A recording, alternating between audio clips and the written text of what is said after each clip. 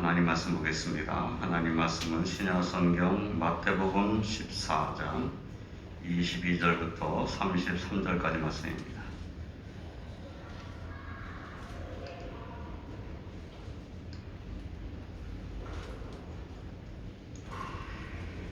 마태복음 14장 22절로 33절 말씀, 제가 말씀을 공독합니다. 예수께서 즉시 제자들을 재촉하사 자기가 무리를 보내는 동안에 배를 타고 앞서 건너편을 가게 하시고 무리를 보내신 후에 기도하러 따로 산에 올라가시니라.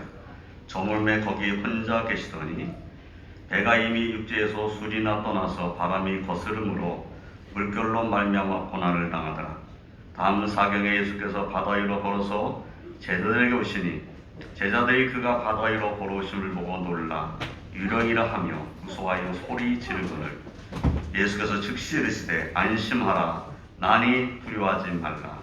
베드로가 대답하여 이르되 주여 만일 주님이시거든 나를 명하사 무리로 오라 소서 하니 오라 하시니 베드로가 배에서 내려 무리로 걸어서 예수께로 가되 바람을 보고 무서워 빠져가는지라 소리질러 이르되 주여 나를 구원하소서 하니 예수께서 즉시 손을 내밀어 그를 붙잡으시며 이르시되 믿음이 작은 자여 왜 의심하였느냐 하시고 배에 함께 오름에 바람이 그치는지라. 배에 있는 사람들이 예수께 절하며 이르되 진실로 하나님의 아들이로소이다 하더라. 아멘. 할렐루야. 하나님께서 주시는 은혜가 흔들리 가정에 가득하고 그 은혜로 믿음으로 승리하시는 주님의 이름으로 축원드립니다. 오늘 본문의 말씀은 예수님께서 떡 5개와 물고기 2마리로 여자와 어린 이외에 5,000명을 배불리 먹이고도 남은 종이 12바구니였던 오병이어의 이적을 행하신 후에 있었던 일을 우리에게 알려줍니다. 이 오병이어의 이적은 사복음서에 모두 다 기록되어 있습니다. 사실 오병이어의 이적은 예수님이 메시아임을 나타내는 이적이기도 합니다. 애굽에서 나온 이스라엘 백성들이 광야에서 먹은 것은 만나였습니다. 유대인들은 그 만나는 모세가 준 것이다 이렇게 생각하지만 사실 성경에 보면 만나는 모세가 준 것이 아니라 하나님께서 이스라엘 백성에게 주신 것입니다. 그런데 예수님께서 빈들에 가셨다는 소식을 듣고 걸어서 예수님께로 나와왔던 무리들에게 오병이어의 이적을 행하셔서 먹을 것을 주셨다는 겁니다. 또 구약 성경에 위대한 인물들이 있는데 엘리야는 살았다 가부 집에 가서 그 집에 있게 되었는데 그 가부의 밀가루와 기름이 떨어지지 않게 하는 이적을 행했어요. 엘리사는 보리떡 20개로 100명을 먹이는 이적을 행했다고 성경이 기록하고 있습니다. 그런데 예수님께서는 한 가정 또는 100명이 아니라 여자와 어린 외에 5,000명을 배불리 먹이셨습니다. 그럼 이 오병의 이적은 예수님이 모세나 엘리야나 엘리사보다도 위대한 메시아시다, 그분이 바로 하나님의 아들이시다라는 것을 나타내는 표적이기도 한 것입니다. 이러한 오병의 이적을 행하신 예수님께서 제자들을 즉시 재촉하셔가지고 자기가 무리를 보내는 동안에 건너편으로 가라고 배를 태워서 보냅니다. 그리고 예수님께서는 무리를 보내신 후에 기도하러 따로 산에 올라가셨어요. 저물 때까지 거기서 혼자 계셨습니다. 그러니까 예수님께서 먼저 제자들을 보내고 그 다음에 무리들을 다 돌려보내고 무리들은 아마 예수님과 더 있고 싶었을 거예요. 근데 다 돌려보내고 그리고 예수님이 하신 일은 기도하러 가셨다는 겁니다. 새벽 미명에 따로 한적한 곳에 가서 기도하시는 예수님의 모습과 오병이어의 이적 후에 기도하러 따라 산에 올라가신, 그래서 저물 때까지 거기 계신 예수님의 모습을 우리가 생각하면서 예수님께서 그 어떤 일보다 하나님께로 나아가는 것을 귀히 여기셨구나. 어떤 누구의 만남보다도 하나님 아버지와 만남을 더 소중하게 생각하셨구나. 라는 것을 깨닫게 됩니다. 또 예수님의 이 모습은 오늘날 우리들에게도 우리가 하루의 삶을 사는 동안에 가장 중요한 일이 무엇이냐 하는 것을 깨닫게 하십니다. 우리도 분주한 하루가 시작되기 전에, 그리고 분주한 하루의 삶을 마친 후에 하나님께로 가까이 나가는 기도의 삶이 중요하다 하는 것을 우리는 잊지 말고, 또 주님을 의지하는 믿음의 기도 승리하시기를 주님의 이름으로 축원드립니다. 오늘 이 시간에는 배를 타고 앞서 건너편을 가고 있던 제자들에게 있었던 일을 함께 살펴보면서 은혜를 나누고자 합니다. 첫째로 제자들은 바람이 거스름으로 물결로 말미암아 고난을 당하고 있었습니다. 제자들은 예수님의 말씀을 따라 배를 타고 건너편으로 가고 있는 중입니다. 그런데 육지에서 술이나 떠나서 바람이 거슬러 부는 거예요. 역풍이 부는 겁니다. 또 물결이 일었어요. 그래서 물결로 말미암아 고난을 당하고 있었다고 성경이 기록하고 있습니다.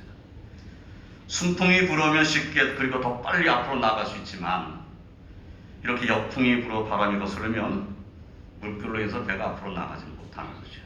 그러니까 어려운 중에 있는 겁니다. 물결이 높이 일게 되면 위험할 수도 있겠죠. 마태복음 8장 23절로 27절까지의 말씀을 보면 예수님과 제자들이 한 배를 타고 가다가 풍랑을 만난 때 일들이 기록되어 있습니다.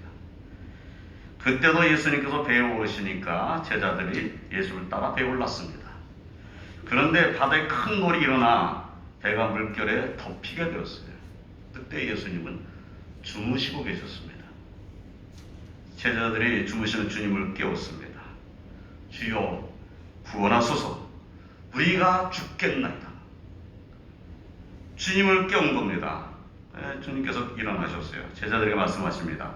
어찌하여 무서워하느냐, 믿음이 작은 자들아. 그리고 일어나셔서 바람과 바다를 부으셨습니다. 그러자 바람과 바다가 아주 잔잔하게 되었습니다. 그때 그의 배에 있던 제자들이 놀랍게 여겨서 이가 어떠한 사람이기에 바람과 바다도 순종하는가 라고 말했습니다. 그런 경험을 이 제자들이 갖고 있어요. 그런데 지금은 그때와는 상황이 다릅니다. 그때는 주님이 그 배에 계셨지만 지금은 계시지 않습니다. 바람이 거스름으로 물결로 인해 고난을 당하고 있지만 그들이 할 수 있는 일이 없었습니다. 그냥 고난을 당하고 힘들어하고 있는 거죠. 앞으로 가지도 않고 이건 어떻게 할 수가 없는 이런 상황이에요. 예수님께서 그 배에 계시지 않았기 때문에 예수님의 도움을 기대할 수도 없습니다. 예수님이 거기 계셨더니 예수님, 우리가 지금 이렇게 고난을 당하니까 도와주세요, 이렇게 말할 수 있겠죠. 혹시 예수님이 이때도 주무시고 계셨다면 깨우면서 우리가 죽게 되었는데 우리를 구원해 주세요 하고 또 깨울 수도 있었을 것입니다. 그런데 지금은 그럴 수가 없어요. 지금 그 배에 예수님이 안 계십니다. 해가 지기 전에 배를 탔는데 밤 사경이 되었습니다. 밤 사경이라는 것은 오전 3시부터 6시 사이입니다. 그러니까 해가 지기 전에 배를 탔는데 지금 새벽 3시가 넘었다는 거예요. 정말 힘든 상황을 겪고 있는 거죠. 그런데 생각지도 아니한 그 시간에 그 밤 사경에 예수님께서 무리를 걸어서 그들에게 오신 것입니다. 누구도 생각하지 못했어요. 그 밤 사경에 예수님이 그 바다 위를 무리를 걸어서 오실 것이라, 우리들에게 오실 것이라 라고 누가 생각했어요? 이 바람이 불고 물결이 치고 있는데. 그들은 예수님이 유령이라고 할 정도로 깜짝 놀랐습니다. 놀라 무서워하며 소리를 지르는 제자들에게 예수님께서 말씀하셨어요. 안심하라, 나니 두려워하지 말라. 예수님께서 거스르는 바람으로 인해 물결이 일어 배 탄 사람도 고난을 겪고 있는 그 무리를 걸어서 그 시간에 그 제자들이 오신 이유가 무엇이겠습니까? 그들을 긍휼히 여기셨기 때문입니다. 그들을 돕기를 원하셨기 때문인 것이에요. 그 바다를 걸어서 예수 제자들이 오셨다는 사실은 오병이의 이적과 더불어서 자연을 다스리시는 예수님이 메시아이시고 그리스도이시며 하나님의 아들이심을 나타내는 표적인 것입니다. 사랑하는 성도 여러분, 우리도 인생의 바다에서 바람이 거스림으로 물결의 고난을 당하고 있는 배에 탄 것 같은 그런 때가 있습니다. 그때가 지금일 수도 있습니다. 지금같이 이렇게 어려운 때, 이때가 바로 내가 지금 고난당하고 있는 배에 탄 이런 모습일 수 있습니다. 그러나 우리는 두려워하지 말아야 합니다. 주님이 우리를 긍휼히 여기시며 우리와 함께 하시며 안심하라 나니 두려워하지 말라 라고 말씀하시며 우리를 찾아와 주시며 도우실 분이라는 사실을 우리는 확신해야 합니다. 주님이 여기 안 계신다 이렇게 생각하면 안 되는 거죠. 여기 안 계시니 주님이 나를 도울 수 없을 것이다. 그렇지 않습니다. 주님은 바람이 불고 물결치는 이 바다를 걸어서 고난당하는 제자들에게 오셨어요. 그러면 이 주님이 우리와 함께 하시고 우리를 도우실 수 있는 분이라는 확신을 우리는 가져야 합니다. 주님의 은혜를 확신하며 인생의 바다에서 믿음으로 승리하시기를 주님의 이름으로 축원드립니다. 두 번째로 베드로는 물 위로 걸어서 예수님께로 가려했습니다. 예수님께서 안심하라 나니 두려워하지 말라 말씀하셨을 때 베드로가 대답하며 이렇게 말했습니다. 주여 만일 주님이시거든 나를 명하사 물 위로 오라 하소서. 예수님께서 오라 그랬어요. 그 말씀을 듣고 베드로가 담대하게 배에서 내렸습니다. 바다에 그 물결치는 바다를 걸어서 예수님께로 가고자 한 겁니다. 주님을 바라보고 배에서 바다 위로 내려설 때 그때도 바람이 불고 있었고 그리고 물결도 일고 있었습니다. 그때는 그 생각 안 했어요. 나를 오라고 해주세요 라고 말할 때는 바람이 부는지 풍랑이 일고 있는지 그런 생각하지 않은 거예요. 주님만 바라본 겁니다. 주님께로 가고자 한 거예요. 그런데 그가 배에서 내려서 바다 위를 걸으면서 뭘 봤습니까? 바람을 봤어요. 바람을 보고 무서워하게 됩니다. 그리고 바다에 빠지게 되는 거죠. 베드로가 외칩니다. 주여 나를 구원하소서. 예수님은 즉시 손을 내밀어서 그를 붙잡으시며 이렇게 말씀하시죠. 믿음이 작은 자여 왜 의심하였느냐. 주님만 바라봤을 때는 바람 때문에 풍랑이 일고 있는 바다도 안 보인 거예요. 그냥 주님만 바라본 거예요. 그런데 이제 배에서 내려서 보니까 바람이 불고 풍랑이 일고 있는 거예요. 바람을 보게 되었을 때 빠져들어가게 된 겁니다. 주님께서 믿음이 작은 자여 왜 의심하였느냐 라는 말씀 하시면서 그를 붙잡아 주셨어요. 바람이 거스르며 물결이 일고 있는 바다 위를 걸어서 제자로 오신 예수님은 능력의 주님이십니다. 하나님의 아들이십니다. 바람과 바다를 다스리시는 분이시라고 성경은 우리에게 분명히 밝히고 있습니다. 사랑하는 성도 여러분, 고난의 인생 바다에서 우리를 도우시는 분은 예수님밖에 없습니다. 그분을 의지할 때는 바람이 불어도 바다의 물결이 높이 일어도 두렵지 않습니다. 베드로는 바람을 보고 무서워 빠져갔습니다. 우리들의 모습이 이 베드로의 모습과 같을 수 있습니다. 주님, 나는 주님을 의지하고 바라보며 이 고난의 인생 바다를 건너가겠습니다 라고 담대히 말하고 주님만 바라보고 살겠다고 그렇게 고백했었지만은 진정 어려움이 오고 고난이 오면 우리의 모습은 주님을 바라보는 것이 아니라 그것을 보는 겁니다. 바람을 보고 물결을 보는 것이죠. 주님을 바라보면 담대할 수 있는데 그런데 나의 환경을 바라보니 이거는 안 될 일인 거예요. 주님을 바라보고 배에서 내릴 때는 걸어갈 수 있었어요. 바람을 보고 물결을 봤을 때는 걸어갈 수가 없는 거예요. 주님께로 갈 수가 없는 거예요. 그런 모습이 우리의 모습인 거지요. 그러나 그러한 때에도 베드로처럼 주여 나를 구원하소서 하고 주님을 바라본다면 우리 주님 예수 그리스도께서 우리를 외면하지 않으실 것입니다. 믿음이 적은 자여 왜 의심하였느냐 하는 주님의 말씀에 귀를 기울이시기 바랍니다.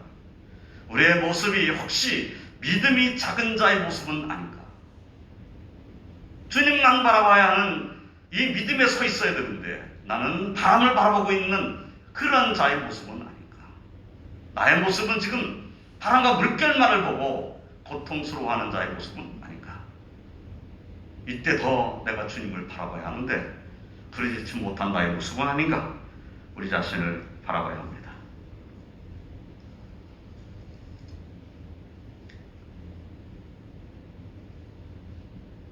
바람을 보고 물에 빠져가던 베드로의 모습과 같이 나로 하여금 의심하게 하고 주님을 바라보지 못하게 하는 그것,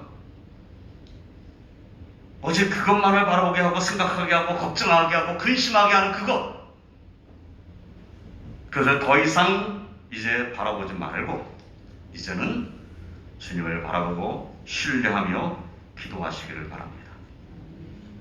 바람과 물결이 일고 있음에도 불구하고 내게 어려움과 곤란이 있음에도 불구하고 주님을 바라보면 넉넉히 이길 수 있다고 하는 확신을 가지시길 바랍니다. 인생의 바다에 들고 있는 바람과 물결만을 바라보지 말고 그 바람과 물결을 잔잔하게 하시고 넉넉히 이기게 하시는, 그리고 안심하라 나니 두려워하지 말라고 말씀하시는 예수 그리스도를 바라봄으로 승리하는 저와 성도들이 다 되시기를 주님의 이름으로 축원드립니다.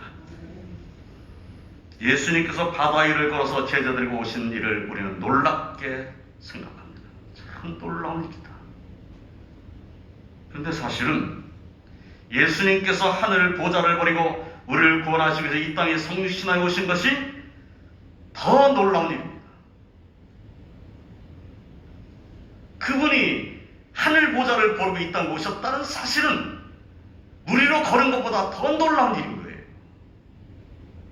그분이 이 땅에 오시지 않았다면 우리는 구원받지 못합니다. 우리를 구원하시기 위해서 오신 예수님은 이 고난의 인생의 바다에 있는 우리를 도우시며 인도하실 줄을 확신하고 예수님만을 의지하시기를 주님의 이름으로 축원드립니다. 세 번째로 예수님께서 배에 오르시니 바람이 그쳤다고 성경은 말씀하고 있어요. 예수님께서 바람을 보고 무서워 바다에 빠져가던 베드로를 구하셔서 베드로와 함께 배에 오르자 거슬러 불던 바람이 그쳤습니다. 배에 있는 사람들이 모든 일을 보고 예수님께 절하면서 진실로 하나님의 아들이로소이다 라고 고백하였습니다. 해 지기 전에 배에 올랐지만 밤 사기 일까지 바다 위에서 고난을 겪던 제자들은 이제 목적지를 향해 평온하게 갈 수 있게 되었습니다. 예수님께서 그들에게 오셔서 배에 오르시니 그 고난의 밤이 평온해진 것입니다. 이 놀라운 이적의 말씀을 읽으면서 우리가 깨닫게 되는 것은 우리가 탄 배에 예수님이 함께 하신다면 우리는 언제나 안전하다는 사실입니다. 그러므로 사실 우리가 기도해야 할 것은 주님 나와 함께하여 주시옵소서, 주님만을 의지하는 믿음을 내게 충만히 주시옵소서. 이 기도만으로 사실은 충분한 것입니다. 주님이 나와 함께 하신다면 우리 인생에 불어오는 바람도 이길 수 있습니다. 높이 이는 물결도 이길 수 있습니다. 그 고난을 잔잔하게 하시는 분이 나와 함께 하신다면 두려울 것이 없습니다. 주님이 내가 탄 배에 오르신다면, 내가 탄 배에 주님이 함께 하신다면 우리도 평안하게 우리 인생의 목적지를 향해 갈 수 있습니다. 제가 좀처럼 예화를 들지 않는 사람인데 아마 오늘 설교 중에 이 예화는 계속 기억나실 것 같아요. 충청도 농사꾼의 6남매 중 막내 아들로 1966년에 태어난 사람이 있습니다. 그는 2살 때 소아마비를 앓았어요. 너무 가난해가지고 치료식을 놓쳐버렸습니다. 그 후유증 때문에 안전뱅이로 어린 시절을 보냈습니다. 배운 것이 없고 가난하고 힘들었기 때문에 그의 아버지는 항상 술을 먹었어요. 술을 많이 마셨어요. 술을 마신 날이면 장애인 아들을 보면서 저런 쓸모없는 놈 제발 좀 갖다 버리라고 하면서 폭력을 휘둘렀습니다. 어머니는 그 아버지를 말리고 전쟁 같은 그런 긴 밤을 지내게 됩니다. 그때마다 어머니는 그 아들을 무릎에 앉혀놓고 내가 너 때문에라도 살아야 할 텐데 하시면서 농사지로 거칠어진 그 손으로 이 아이의 머리를 쓰다듬어 주셨어요. 그는 병원도 전기도 학교도 없었던 외딴 동네에 살고 있었기 때문에 주로 혼자 있었습니다. 혼자 힘으로 설 수도 없었기 때문에 기어다녔습니다. 비료 포대 위에 엎드려서 한 손으로 땅을 짚고 다른 한 손으로는 포대를 잡아 끌었어요. 어린 시절에 그에게는 친구라고 하는 마당의 병아리들, 강아지, 날아다니는 벌과 나비, 그리고 작은 꽃들, 이것이 전부였다고 간증을 했어요. 어머니는 이 불쌍한 아들이 밥이나 제대로 벌어먹고 살 수 있을까 걱정이 들어서 아들을 얻고 집에서 1시간 떨어진 초등학교로 가가지고 이 아이가 교육을 받을 수 있게 해달라고 사정을 했어요. 그런데 장애인이라는 이유로 등교를 허락받지 못했습니다. 아들을 등에 업고 돌아오는 길에 어머니는 아들의 꽁꽁 얼은 발을 손으로 녹여주면서 이렇게 말했어요. 아가야, 춥니? 그는 세상을 살면서 세상의 어떤 차별과 냉대가 그의 심장과 영혼을 얼게 만들 때마다 그 어머니의 말을 기억했다고 했습니다. 그때 그 학교를 못 들어가고 어머니는 이 아이를 학교라도 보내가지고 공부를 시키려고 갔었는데 박대를 당하고 나왔는데 그 꽁꽁 언 말을 그렇게 어머니가 계속 이렇게 주물러주면서 아가의 춥니 했던 그 말이 자신이 어떤 차별을 받았을 때, 냉대를 받았을 때 어머니가 아가야 춥니 했던 그 말이 자꾸 생각났다는 거예요.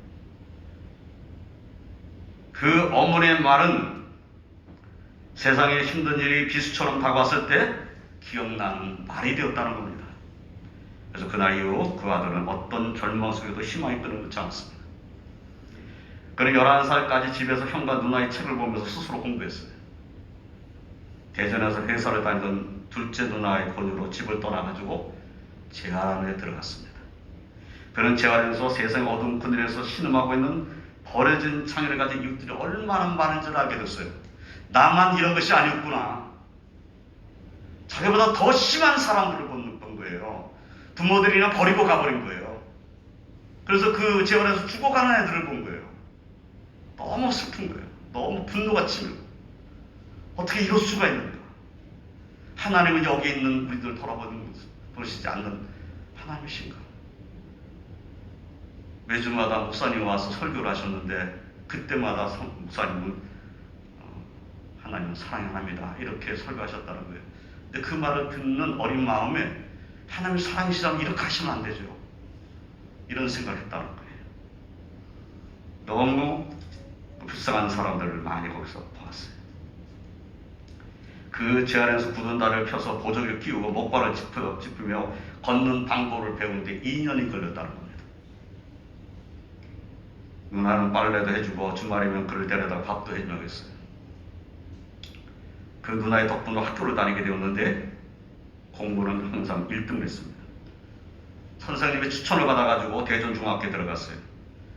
고등학교 입학 연합고사에서 만점을 받아가지고 장학금을 받고 충남고에 배정을 받았습니다.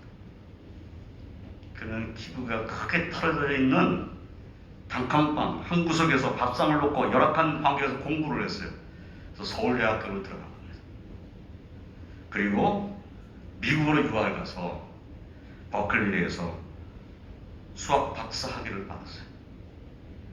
위상 수학자라고 하는 정말 세계에서 드문 수학자가 된 겁니다. 그는 대학교 1학년 때 예수님을 영접했어요. 그가 예수님 영접하게 된 그 말씀이 있는데 마가복음 2장 17절입니다.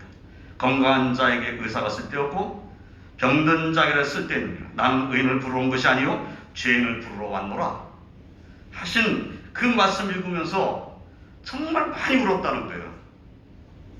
상처받았던 그의 마음속에 들려주셔도 이 말씀을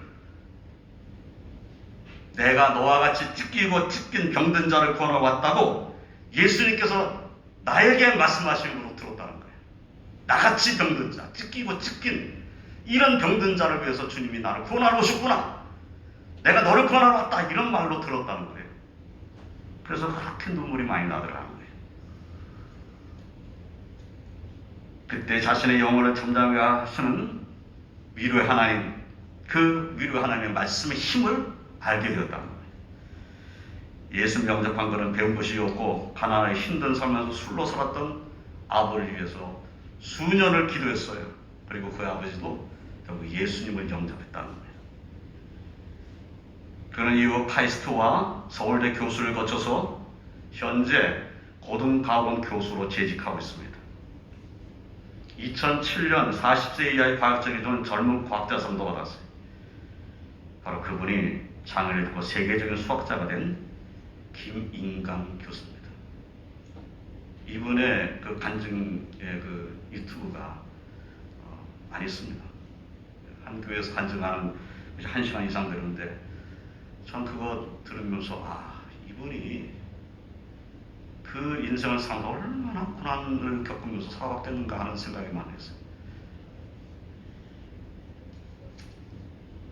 김인강 교수의 자전 에세이 기쁜 공시라는 책이 나왔습니다. 그 책을 펴내서 교회받고 교통받는 이들에게 새로운 희망과 용기를 주기를 원했어요. 그는 그 책 속 불안한 자에게 주신 완벽한 계획이라는 글에 이렇게 썼습니다. 나는 끔찍한 고문과도 같은 재활 치료 끝에 초등학교 6학년 때 보조기를 끄고 목발을 짚고 처음으로 일어설 수 있었다. 대학교 3학년 초 목발을 짚고 무거운 가방을 맨 채 너무 많이 걷다 보니 갈비뼈와 폐가 부딪혀 폐에 큰 구멍이 났다. 의사가 당장 수술하지 않으면 죽을 수도 있다고 했다. 나는 기도 한 구석에 엎드려 기도하기 시작했다. 하나님, 왜 저한테만 이렇게 가혹하신가요? 항상 아프기만 하고 아무 쓸모없는 저를 데려가 주세요. 그때 문득 등 뒤에서 찬송 소리가 들려왔다. 내 모습 이대로 주받아 주소서. 날 위해 돌아가신 주 날 받아주소서. 그 순간 나의 자가 꺾이면서 회개가 터져나왔다. 욥처럼 하나님의 모든 주권과 통치권을 인정하게 되었다. 내가 겪은 아픔을 통해 또 다른 고통에 처해있는 사람들 이해하고 보듬는 것이 내가 살아야 하는 이유라는 해답을 얻었다. 나처럼 연약한 자들에게 희망을 주는 것이 내게 주신 하나님의 뜻임을 깨달았다. 하나님은 육신을 의지하지 않는 법을 내게 가르쳐 주셨다. 나는 아파서 누워있는 동안 기도하는 법과 성경 읽는 법을 배웠다. 고통하는 가운데서도 찬양하는 법을 배웠다. 나는 육신의 나약함에 끊임없이 노출되었지만 하나님 그것으로 인해 약한 데서 강해지는 법을 배우게 하셨다. 예수님은 나에게 세상의 모든 모순과 절규를 알려주었고 과거와 현재를 바라보는 방법을 알게 하셨다. 세상이 나를 죄인 취급할 때 하나님은 나를 변화시키시며 당신이 하실 일을 계획하셨다. 나의 연약함이 하나님의 영광을 나타내는 질것이 되게 하신 것이며 나를 변화시켜 하나님의 이름과 선하심을 나타내려 하셨다. 김 교수의 이러한 글에서 우리는 자신의 육신의 나약함을 바라보지 않고 전적으로 예수님을 바라보며 의지하고 있는 그 육신의 나약함 오히려 감사의 조건으로 바꾸며 감사하는 사람의 모습을 보게 됩니다. 그 기쁨의 공식이 뭐겠습니까? 나의 연약함에 하나님의 사랑을 곱하면 그것이 기쁨이다. 이것이 그 외의 기쁨의 공식이에요. 사랑하는 성도 여러분, 그분이 그와 같이 할 수 있었다면 우리도 할 수 있습니다. 어떤 때든지 주님을 바라보시기 바랍니다. 우리의 삶 속에서 행하시는 주님 인도하심과 역사하심을 의심을 버리고 기도하시길 바랍니다. 안심하라, 난이 두려워하지 말라고 말씀하시면서 바람이 거스르며 물결로 인해 고난을 당하고 있던 제때 오셨던 그 예수님이 지금 우리 오셔서 우리와 함께 하십니다. 그분이 다른 곳에 있는 것이 아니라 지금 여기 계시고 나와 함께 계십니다. 나에게 오셔서 나와 함께 하십니다. 성도님들의 매일매일의 삶 속에 주님이 함께하고 계십니다. 우리와 함께 하시는 주님을 의지하고 바라보며 이 한 주간도 이 물결치는 인생의 바다에서 믿음으로 승리하시기를 주님의 이름으로 축원드립니다. 기도하겠습니다. 주님 감사합니다. 주님께서 우리와 함께 하신다면 우리는 두려움이 없고 주님이 우리를 도우신다면 우리는 반드시 이기게 된다는 사실을 깨닫게 됩니다. 주님 저희들을 도와주시옵소서. 우리와 함께하여 주시옵소서. 우리로 주님만을 의지하는 믿음이 충만할 수 있게 하여 주시옵소서. 이 인생의 바다에서 물결을 칠 때 그때마다 주님을 더 바라보고 의지하는 믿음으로 승리할 수 있는 저희를 다 되게 하여 주시옵소서. 주님께서 멀리 계신 것이 아니라 다른 곳에 계신 것이 아니라 지금 여기 나와 함께 하신다는 확신이 충만할 수 있게 하여 주시옵소서. 주님이 우리를 통해서 영광을 나타내시고 하신다는 확신을 가지고 주님께 소망을 두는 믿음으로 사는 저희들의 삶이 되게 하여 주시옵소서. 주님께서 저희와 함께 하시며 우리로 하나님의 영광을 드러내는 하나님 백성으로 살도록 축복하여 주실 줄을 믿습니다. 믿사오고 예수님의 이름으로 기도드리옵나이다. 아멘.